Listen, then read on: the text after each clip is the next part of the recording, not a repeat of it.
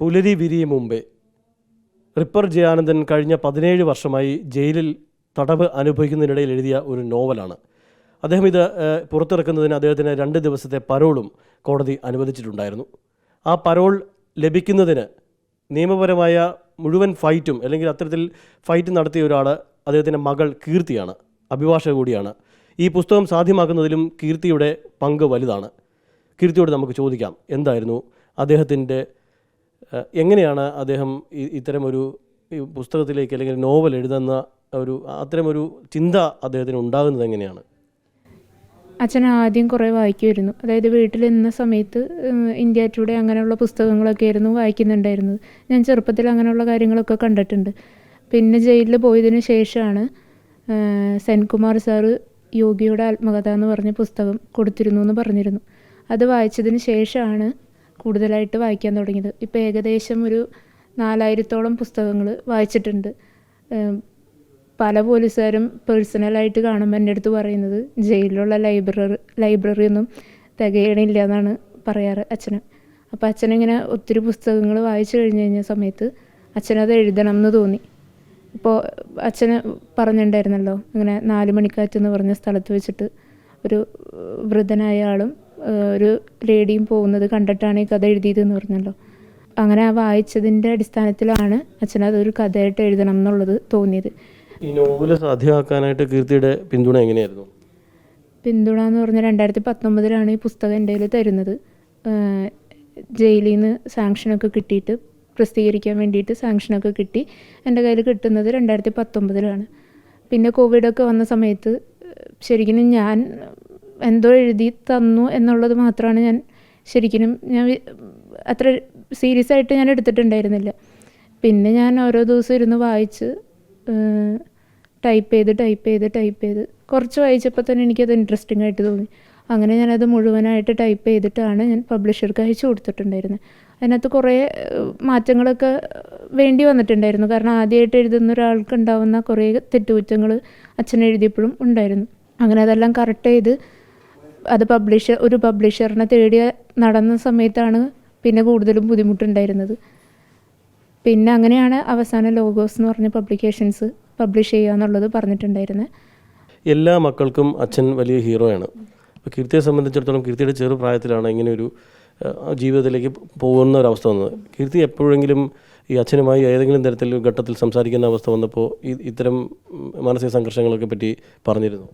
അത് ഞങ്ങൾ 4 പേരും, ഇപ്പോൾ ഹസ്ബൻഡും കൂടെ ഇപ്പോൾ 5 പേരും, ഞങ്ങൾ 5 പേരും അങ്ങോട്ടും ഇങ്ങോട്ടും എല്ലാ കാര്യങ്ങളും ചർച്ച ചെയ്യാറുണ്ട്, പറയാറുമുണ്ട്. ഉദ്ദേശിച്ചത്, അതായത് ചെറിയ ക്ലാസ്സിൽ പഠിക്കുന്ന സമയത്തുണ്ടായ ബുദ്ധിമുട്ടുകൾ, അങ്ങനത്തെ കാര്യങ്ങളാണ്. തീർച്ചയായിട്ടും എല്ലാ കാര്യങ്ങളും അങ്ങോട്ടും ഇങ്ങോട്ടും ഷെയർ ചെയ്യാറുണ്ട്. അച്ഛൻ വല്ലാതെ വികാരഭരിതനാകുന്നത് കണ്ടു. അച്ഛൻ പറഞ്ഞത് പ്രായമായവരെ ഇപ്പോൾ വഴിയിൽ തള്ളുന്ന ഒരു കാലഘട്ടത്തിൽ ഇങ്ങനെയൊരു അവസ്ഥയിൽ ജയിലിൽ കഴിയുന്ന സമയത്തും കുടുംബം വലിയ പിന്തുണ നൽകുന്നുണ്ടെന്ന് പറയുന്നത് കേട്ടു. ആയിരിക്കും, അത് അച്ഛനെയാണ് അത് കുറച്ചും കൂടെ കറക്റ്റായിട്ട് ആൻസർ പറയാൻ പറ്റുക. എന്നെക്കാളും നന്നായിട്ട് അത് അച്ഛനെ പറയാൻ പറ്റുള്ളൂ. അദ്ദേഹത്തിൻ്റെ ജീവിതത്തിലുണ്ടായ കാര്യങ്ങൾ ഇനി അദ്ദേഹം എഴുതാനായിട്ട് താല്പര്യം പ്രകടിപ്പിച്ചിട്ടുണ്ടോ? എങ്ങനെയാണ് എഴുതുന്നുണ്ടോ? ഇപ്പോൾ ഒരു 5-6 നോവലും കൂടെ എഴുതി വെച്ചിട്ടുണ്ട്. അത് കുറച്ചും കൂടെ, ഇതൊരു നോവലാണെങ്കിൽ അതൊരു കുറച്ചും കൂടെ ഉണ്ടായിട്ടുള്ള അനുഭവങ്ങൾ ബേസ് ആയിട്ട് എഴുതിയിട്ടുള്ളതാണ്. വഴിയെ അതും പുസ്തക രൂപത്തിൽ കാണാം.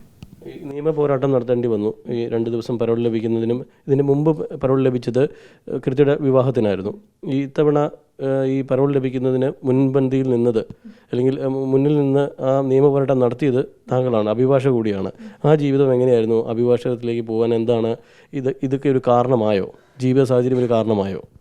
അല്ല, ഞാൻ അവിചാരിതമായിട്ട് LLB പ്രൊഫഷനിലേക്ക് വന്നതാണ്.